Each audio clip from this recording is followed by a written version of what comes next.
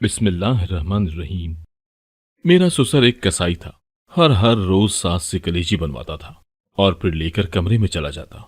अगली सुबह जब सास कमरे से निकलती तो ऐसे जवान लगती जैसे 18 साल की लड़की हो। मेरा भी दिल करता था कि मैं भी वैसी ही जवान रहूं। एक रात आधी रात को मैं सास के कपड़े पहनकर ससुर की कलेजी चुराने चली गई, लेकिन जैसे ही पतीले में हाथ मारा तो मेरे होश उड़ गए, क्योंकि वहां तो मेरा नाम आसफा है। मेरी शादी को 2 साल हो गए हैं।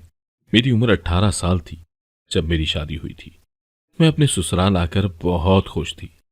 मेरा शौहर मुझसे बहुत मोहब्बत करता था और मेरे सास ससुर भी बहुत अच्छे थे। मुझे अपने ससुराल में किसी भी चीज की कमी न होती। मुझे इन 2 सालों में कभी महसूस ना हुआ कि मैं अपने ससुराल हूं या अपने घर पर। लेकिन मुझे एक बात बहुत परेशान करती थी, जो मैंने कभी किसी से ना की। मैं जल्दी से काम खत्म करके अपने कमरे में जाने लगी थी। उसी वक्त अम्मी यानी कि मेरी सास किचन में आई। मैंने उनकी तरफ देखा। उनके हाथ में कोई शॉपर था। अम्मी जी क्या करना है इस वक्त, और इस शॉपर में क्या है? मैंने उनसे पूछा, क्योंकि सब खाना तो खा चुके थे। तो वो कहने लगी, तुम्हारे ससुर ने कहा है कि मुझे कलेजी बना दो, अभी लाए हैं वो। मैंने कहा, अच्छा मैं बना देती हूँ, आप वैसे भी थकी हुई हैं। इसमें हैरानगी वाली कोई बात नहीं थी कि इतनी रात को कलेजी कहां से आ गई। क्योंकि मेरे ससुर कसाई थे तो इस वजह से रोज ही गोश्त आ जाता हमारे घर पर। कलेजी बहुत कम आती थी, इसलिए मैं थोड़ा हैरान हुई। अम्मी कहने लगी, नहीं, तुम्हारे ससुर ने कहा है कि अपने हाथ से बना कर लाओ। उनकी बात सुनकर मैं सहन में चली गई। मुझे कलेजी पकने की खुशबू आ रही थी। मैं इसी इंतजार में थी कि कब पकेगी और मुझे भी मिलेगी। काफी टाइम बाद मेरी अम्मी किचन से बाहर निकली। उनके हाथ में सालन का डोंगा भी था, जो वो अपने कमरे में ले गई और दरवाजा बंद कर दिया। मैंने किचन में जाकर देखा, पर वहां पर तो जिसमें अम्मी ने कलेजी बनाई थी वो खाली पड़ा हुआ था। मतलब वो सारी ले गई थी कमरे में। हम्म, मैं भी अपने कमरे में चली गई, क्योंकि मैं जानती थी कि अब मुझे नहीं मिलेगी कलेजी। कमरे में आई तो शौहर तो अभी से ही आराम फरमा रहे थे। मैं भी जाकर सो गई। सुबह जल्दी आंख खुल गई। नीचे किचन में गई तो देखा कि सारे बर्तन धोने वाले पड़े थे, पर वो वाली देगची किसी ने धो दी थी जिसमें रात को अम्मी ने कलेजी बनाई थी।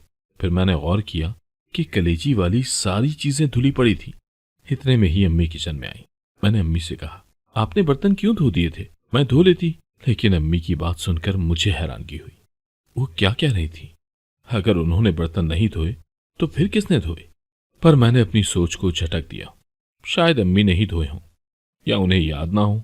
मैं अपने कामों में मसरूफ हो गई।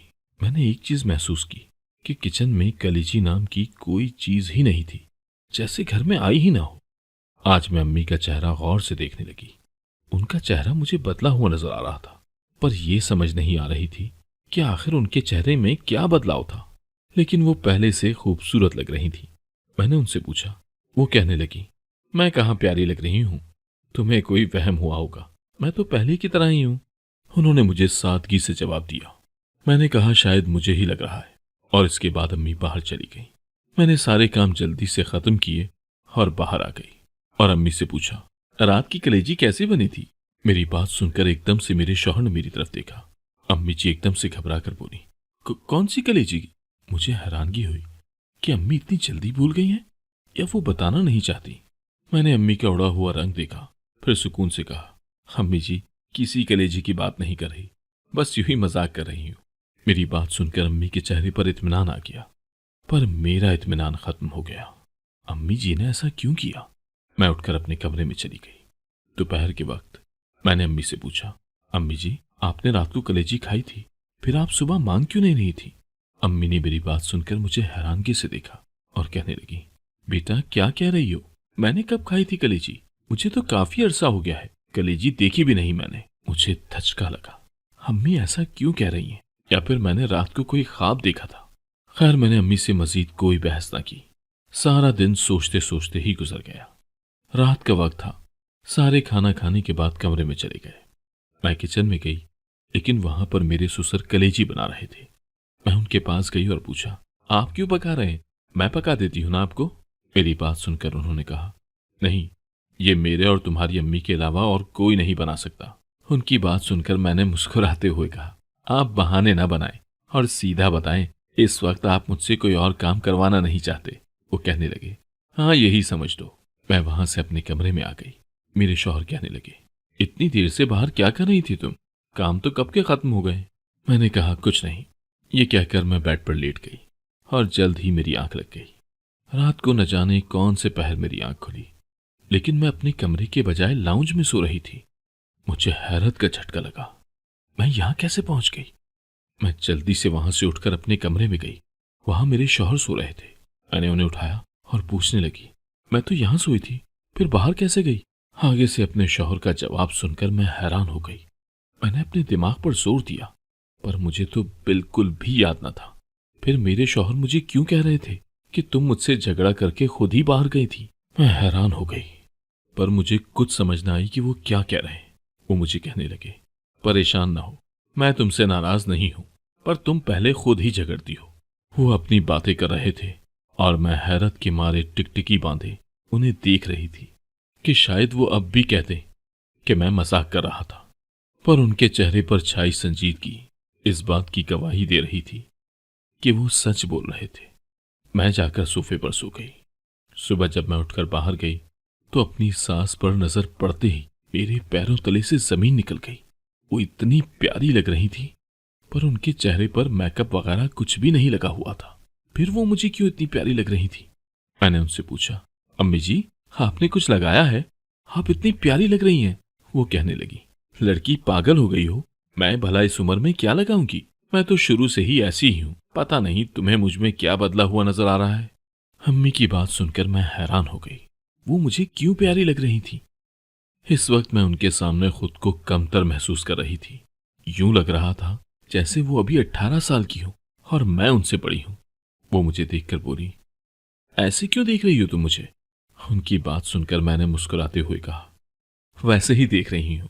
और उसके बाद मैं अपने कामों में मसरूफ हो गई। पर मेरा भी दिल कर रहा था कि मैं भी उन्हीं की तरह नजर आऊं। मैं उन्हें बार बार देख रही थी। अचानक से मेरे दिमाग में झमाका हुआ और अम्मी की खूबसूरती का राज कुछ कुछ मालूम होने लगा। रात के वक्त मैं देख रही थी कि कब मेरे ससुर आते हैं। जैसे ही वो आए, उनके हाथ में एक शॉपर था। मैं जान गई थी कि इसमें क्या था। वो पहले किचन में गए और शॉपर अंदर रखकर बाहर आ गए। जब वो बाहर आए तो मैं उनसे पूछने लगी, आप शॉपर में कलेजी लाए हैं क्या? उन्होंने मुझे यूं देखा जैसे न जाने मैंने उनसे कौन सा सवाल कर लिया हो। वो कहने लगे, नहीं तो, मैं तो नहीं लाया कलेजी, तुम्हें किसने कहा? उनकी बात सुनकर मुझे हैरानगी हुई। वो मुझसे झूठ क्यों बोल रहे हैं? मैं जानती तो थी वो क्या लाए हैं। मैं उठकर किचन में गई, पर मुझे तो वहां कुछ भी नजर न आया। मैंने फ्रिज में भी देखा, पूरा किचन छान मारा, पर वहां तो कलेजी नाम की कोई चीज नहीं थी। मुझे खुद पर गुस्सा आया कि न जाने मैं क्या क्या सोच रही हूं। काफी रात को मैंने देखा कि अम्मी कलेजी बनाकर अपने कमरे में ले गई हैं। मैं हैरान हुई कि अम्मी के पास कहां से कलेजी आई। ससुर ने तो कहा था कि वो नहीं लाए, फिर अम्मी कहां से लाई? मैं उनके कमरे की तरफ गई, धीरे से दरवाजा खोलने लगी, पर दरवाजा बंद था और ऐसी खामोशी थी जैसे कोई अंदर ना हो। मैंने घबराकर दरवाजा खटखटाया, पर अंदर से कोई जवाब ना आया। मुझे उस वक्त नींद भी आई हुई थी। मैं जाकर सो गई। मेरी तरफ से जो कोई जो मर्जी करता। सुबह मेरी आंख खुली। मैंने अपने ऊपर कंबल देखा। जहां तक मेरा ख्याल था, ये कंबल हमारे घर का तो था नहीं। फिर ये कहां से मेरे ऊपर आ गया? मैं जल्दी से उठी और अपने शौहर से पूछा, ये कंबल तो रात तक नहीं था, फिर ये कहां से आ गया? मेरे शौहर मुझे गुस्से में कहने लगे, पागल हो गई हो क्या? क्या कह रही हो? कभी कुछ कहती हो, कभी कुछ कहती हो। तुम अच्छी तरह जानती हो ये कंबल कुछ दिन पहले ही हम लाए थे। मैंने सोचा तो दूर दूर तक मुझे कुछ याद नहीं था कि मेरे शौहर मुझे शॉपिंग पर लेकर गए हों। अब ये कंबल फिर हमने कब किससे लिया? मैंने गुस्से में कहा, आप कब मुझे शॉपिंग पर लेकर गए हैं और हमने कब ये कंबल लिया है? क्यों मुझसे झूठ बोल रहे हैं आप? सीधा सीधा बताएं, ये कंबल कहां से आया है? मेरी बात सुनकर मेरे शौहर का रंग उड़ गया। वो कहने लगे, बेगम, क्या कह रही हो तुम? मुझे तुम्हारी कुछ समझ नहीं आ रही। मुझे लग रहा है तुम्हें डॉक्टर की जरूरत है, जो ऐसी बातें कर रही हो। पहले वो बात नहीं मान रही थी और अब ये बात नहीं मान रही। पहले तुम लाउंज में सोई थी, फिर तुम कमरे में आई थी। क्या हो गया है तुम्हें? शादी से पहले और शादी के 2 साल तक तो अच्छी बनी थी, अब क्या हो गया है? वो मुझे गुस्से में कहने लगे, और फिर बाहर चले गए। मैंने घर में सबका बदला हुआ रवैया महसूस किया। सारे अजीब तरह की बातें करने लगे थे मेरे साथ। जब मेरी शादी हुई थी, जो बात मैं करती थी, मुंह से निकालती थी, चाहे झूठ होती या गलत, इस घर में मेरी कही हर बात पत्थर पर लकीर हो जाती। पर अब सब कुछ कितना बदल रहा था। मैं तो समझने से ही कासिर थी। मुझे लगा मैं पागल हो रही हूं। ये वो बातें कहते कि मैं करती हूं जो मैंने कभी ख्वाब में भी नहीं सोचा होता। मैं कमरे से बाहर आई। अपनी सास पर नजर पड़ते ही मेरे दिल में ख्वाहिश पैदा हुई कि मैं भी कभी अपनी सास की तरह खूबसूरत हो जाऊं।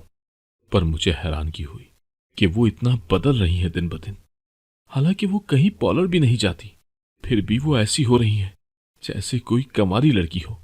जब मैंने अपने शौहर को कहा कि अम्मी बहुत प्यारी हो गई हैं, तो वो कहने लगे, क्या कह रही हो? मेरी अम्मी तो वैसी ही हैं जैसी पहले थी। वो भी मेरी बात को मजाक ही समझे थे। कोई मान नहीं रहा था कि वो प्यारी हो रही हैं, बदल रही हैं। पर वो मुझे ऐसी क्यों लग रही थी, या फिर वो ऐसी ही थी? मैंने कभी गौर नहीं किया था। जब मेरी शादी हुई थी तब वो बूढ़ी बूढ़ी लगती थी, लेकिन अब वो ऐसी क्यों लग रही थी? पर अब वो ऐसी क्यों लग रही थी मुझे? मैं यही सोच रही थी कि न जाने कब मेरी आंख लग गई। सोते हुए मेरे नथनों से प्यारी सी खुशबू टकराई। मैंने आंखें खोली। मैं लाउंज में झूले पर लेटी हुई थी। मैं हड़बड़ा कर उठ बैठी। रात का वक्त था। मैं जल्दी से घबराती हुई अंदर गई। मेरी नजर अम्मी पर पड़ी, जो कुछ कमरे में लेकर जा रही थी। मैं जल्दी से उठकर कमरे में आई। मेरे शौहर तो आराम की नींद सो रहे थे और मेरी बेबसी से मेरे आंसू निकल आए। मैं वहां कैसे पहुंच गई थी? सुबह के वक्त मेरी आंख खुली तो काफी टाइम हो गया था। मैं उठकर नीचे गई और वहीं सबके पास बैठ गई। मुझे देखते ही न जाने मेरे शौहर अम्मी को क्या इशारा करने लगे। अम्मी ने भी शायद उनके इशारे समझ लिए और कहने लगी, बेटा, मुझे लगता है तुम्हारी तबीयत ठीक नहीं है। कुछ दिन अपने अम्मी अब्बू के पास चली जाओ। उनकी बात सुनकर मैंने हैरत से देखा। आज से पहले कभी उनका दिल ये नहीं किया था कि मैं अपने माँ बाप के घर जाऊं, तो आज वो मुझे क्यों कह रही थी? मुझे परेशानी हुई और मैंने जाने से इनकार कर दिया। वो एकदम से परेशान हो गई और कहने लगी, अच्छा, जैसे तुम्हारी मर्जी, हम क्या कह सकते हैं। मैंने कहा, मुझे अभी कहीं भी नहीं जाना। मैं वहां से उनके दरमियान से उठकर चली गई। पर मुझे समझ नहीं आ रही थी कि मैं अपनी सास की तरह कैसे बनूं। फिर अचानक मुझे ख्याल आया और मैंने एक प्लान बनाया जिससे मुझे ये भी पता चल जाएगा कि मेरी सास इतनी खूबसूरत कैसे नजर आने लगी है, वो भी चंद ही दिनों में। मैंने रात को देखा कि मेरे ससुर कलेजी बनाकर कमरे में ले गए, पर दरवाजा उन्होंने बंद नहीं किया। मैंने मौके से फायदा उठाया और सोचा कि क्यों ना आज ससुर की कलेजी ही चुरा लूं। मैं भी तो देखूं कि कैसे मेरी सास ये खाकर इतनी खूबसूरत हो जाती है। मैंने अपनी सास के कपड़े डाले, क्योंकि मेरी सास अभी तक कमरे में नहीं गई थी। अपनी सास के कपड़े डालकर मैं कमरे में गई और जैसे ही मैंने कलेजी वाले पतीले में हाथ डाला तो मेरे होश उड़ गए, क्योंकि उसमें हाथ डालकर ही मैं डर गई थी। मैंने जल्दी से हाथ बाहर निकाल लिया और इतने में मेरे कान में मेरे ससुर की आवाज टकराने लगी, जो न जाने किससे बात कर रहे थे। मैं जल्दी से बचती हुई उनके पीछे से निकलकर मैं अपने कमरे में आ गई। मेरे हाथ पांव पूरी तरह से कांप रहे थे। मेरे शौहर मुझसे पूछने लगे कि क्या हुआ है। मैंने नफी में सर हिला दिया, पर वो मेरी हालत देखकर परेशान हो गए। मैं उनके चेहरे को देखने लगी। वो इर्द गिर्द देख रहे थे। मैं डरती डरती जाकर लेट गई। उस वक्त मैं कुछ सोचना नहीं चाहती थी। बेड पर लेटते ही मुझे पता न चला कि मैं कब में सो गई। सुबह मेरी आंख खुली तो मैंने इर्द गिर्द देखा। कमरे में कोई भी नहीं था। मैं उठकर बाहर आई तो देखा कि अम्मी कहीं नहीं थी। मैंने अपने ससुर से पूछा कि अम्मी कहाँ है। वो कहने लगे, वो बाहर गई हैं किसी काम से। क्यों, क्या हुआ? तुम इतनी परेशान क्यों हो? मैंने उनकी तरफ देखा और नफी में सर हिला दिया।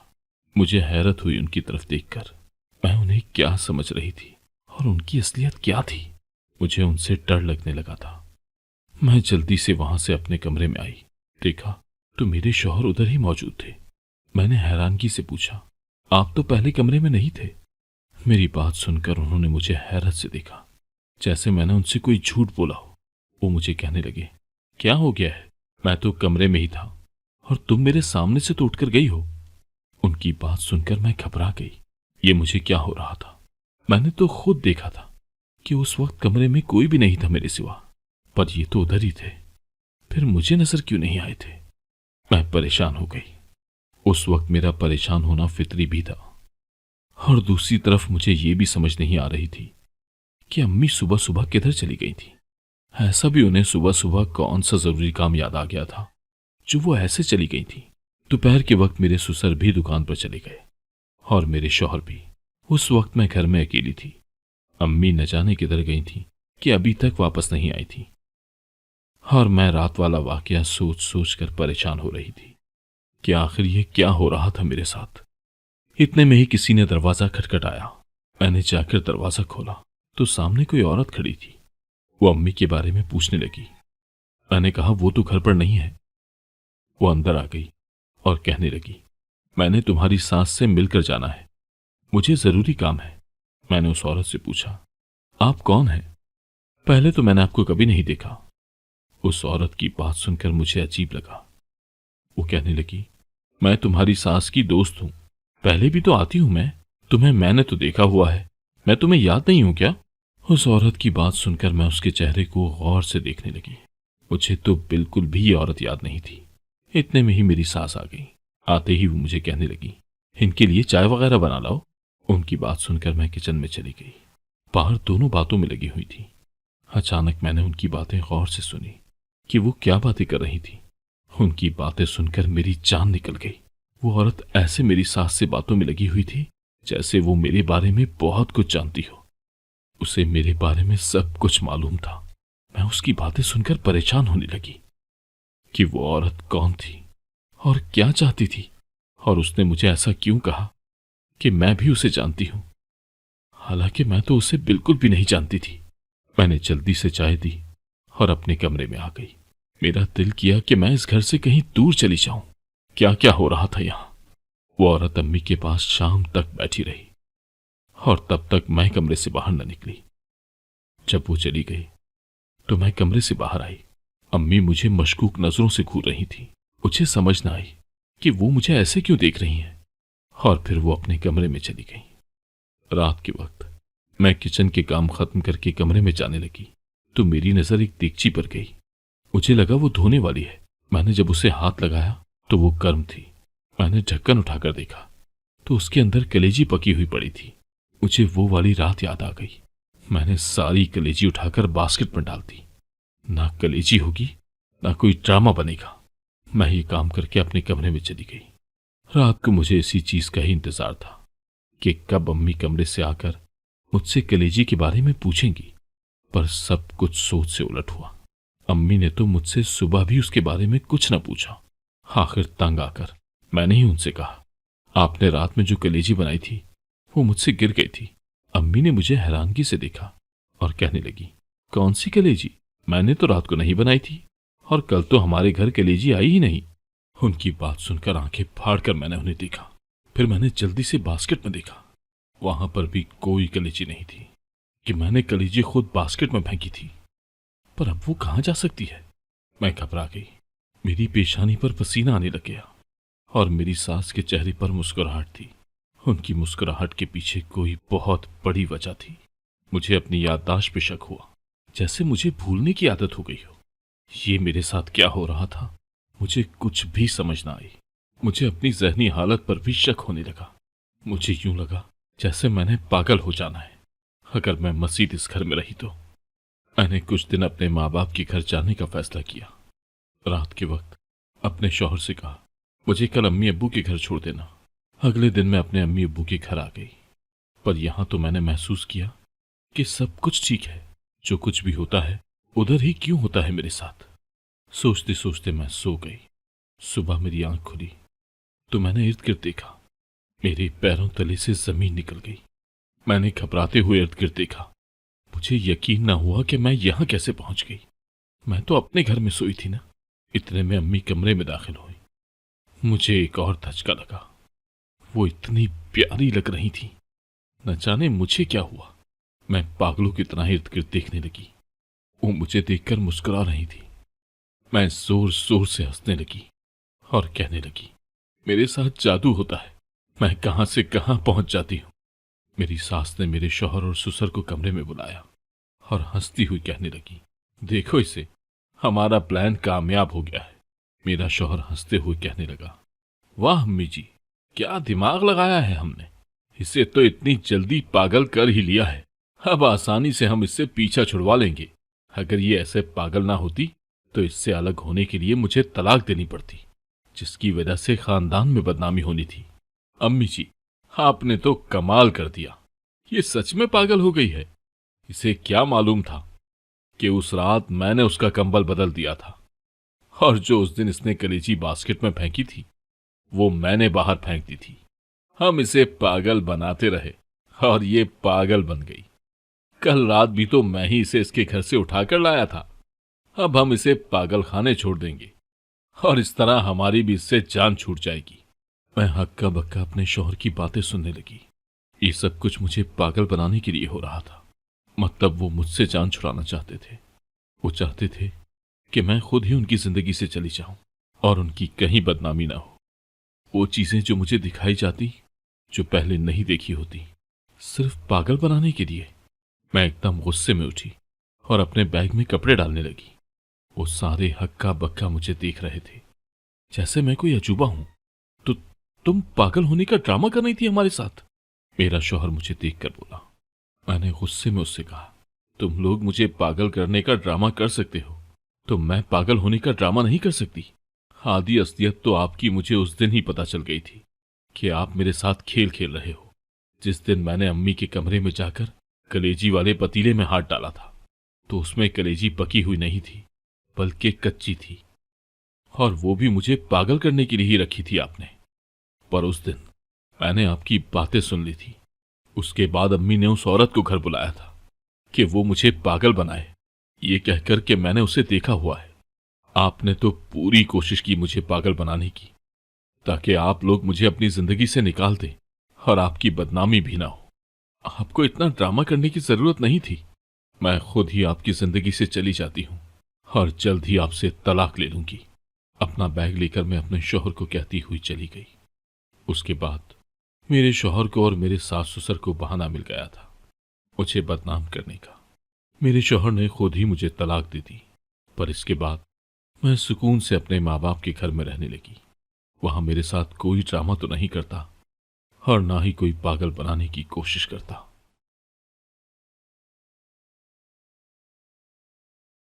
नाजरीन, अगर आपको हमारी आज की ये कहानी पसंद आई तो इसे अपने दोस्तों के साथ शेयर करना मत भूलिएगा। और अगर आप हमारे चैनल पर नए हैं और अभी तक आपने हमारा चैनल सब्सक्राइब नहीं किया तो सबसे पहले हमारे चैनल को सब्सक्राइब जरूर करें